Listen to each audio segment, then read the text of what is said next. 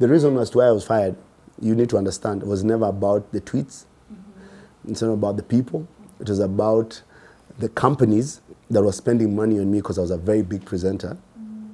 And now they are customers, because their customers are the ones who were attacking me, so they started attacking the companies. So it was purely, it's very twisted. Yes. So like we talk about EABL, talk about Safaricom. Those are some of the people who like said, hey, we have to pull out because there's too much heat coming to us. Yeah. So that was the reason. Okay. Yeah. So also you also had to step up. I had to say, yeah, so that we can be able to clear there. Actually, this is the first interview I'm doing that I'm having this particular conversation in reality. Yeah, I know I've done, since I left, I've done one more interview. This is the second one. And yeah, so for the people who want to know, that's the reason why my firing was effected. When I got fired, we were just chilling and carrying with my people, the same guys I work with here at Royal. And that is, there's Abdul, there's Juma, and there's Kema. All these boys were there. And because we got fired like at midnight on Twitter. Yeah. You came to learn of it on Twitter? No, yeah, because we were just there. Those days I used to chew a lot, so I was just there chewing gomba nini. And I'm being told, yeah, this shit has gone down. I'm like, yeah, so, yeah. I didn't see it coming because by the time I left, I'd just been suspended and I thought it'll just last for a while and then we'll recover. But no, it was bigger than that. Yeah, so the support I had was really strong. Yeah, because even when we decided to do the legal thing, it's not just me who decided it. We had sat down with my boys and they were like, your family, so we have to do A, B, C, D. So we took the steps that we took, and that's where we are now.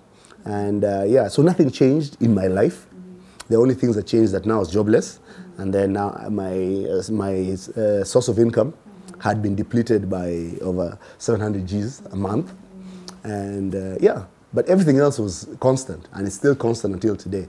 So it took away, it affected me more emotionally than physically. And yeah, I just dealt with it as, as every day, one day at a time. And we're here. And I know many people talk about emotional distress. I can appreciate and say that that is a fact. People get really stressed. You get overwhelmed, but you just have to be very strong. Yeah, but getting overwhelmed is there. As in, when some people who have not gone through something traumatic, they might not understand when someone says, hey, I'm depression, I'm going through something. But the reality is, it's a fact, because it's another overwhelming feeling that comes to you and you don't know whether to go right, left, jump, sit. Yes.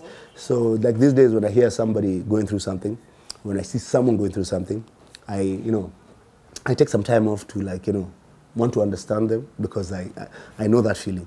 And it's not a feeling that just comes and goes, or it's there continuously. It just reappears at certain moments, because the reality is your life has taken a shift.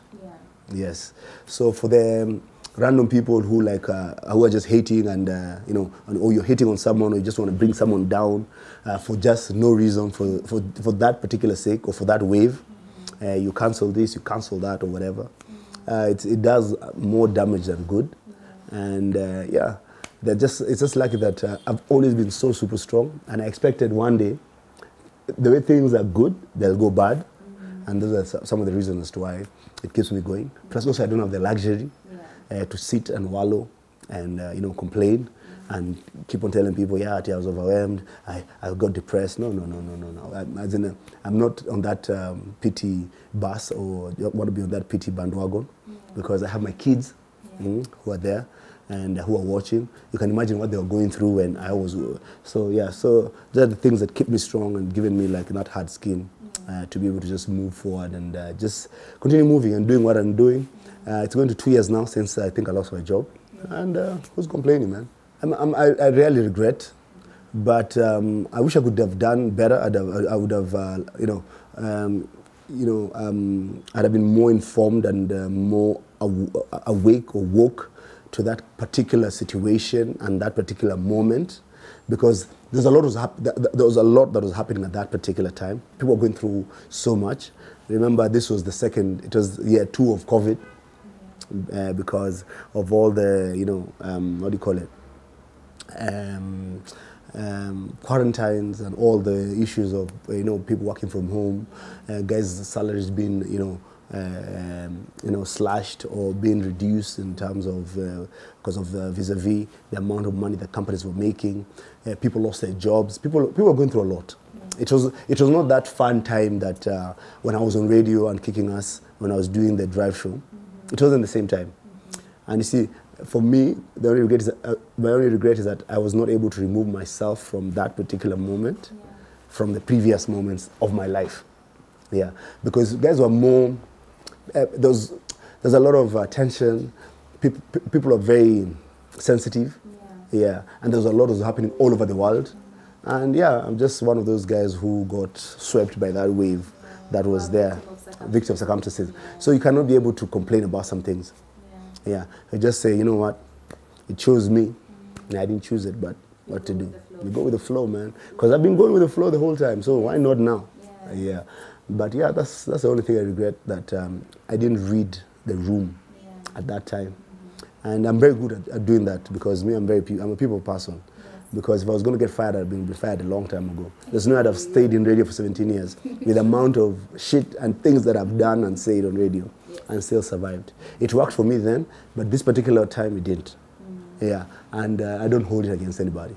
The company itself has to find a way to find out what's going on, because for someone who had served as long as I had served in that company, they needed to give us more of, what do you call it, rehabilitation. They need to, find, teachers on ways of, matters, feminism and all these other issues that, people are now getting very sensitive about. Because you see, you cannot, we've been running this, I've been running this circus for 17 years. There's no way you're telling me I don't know what's right and what's wrong. You get it? Yeah. But see, all this time I've just been going with the flow. Yeah. So even with the companies, all these radio stations, all these media companies, they need to be able to be educated. They should have, seminars where they, refresh their presenters, they refresh their talent and educate them on the new ways of life and the new things that, are evolving, because every day is a new day and it comes with new stories and challenges. But if you don't do that and then someone falls or, makes a mistake and then the only solution is you to fire them, no one will want to be a radio presenter or a TV presenter anytime soon. They can see what's happening in the States right now. The biggest issue now is the issue of anti-Semitism, which is bringing serious problems. Yeah, but eventually that story will catch up with us, because everything that happens in the States, it rolls over to Kenya. Yeah, but I just hope that, as in the owners of all these stations, the media owners, the media council, will start looking at these things differently. Yeah.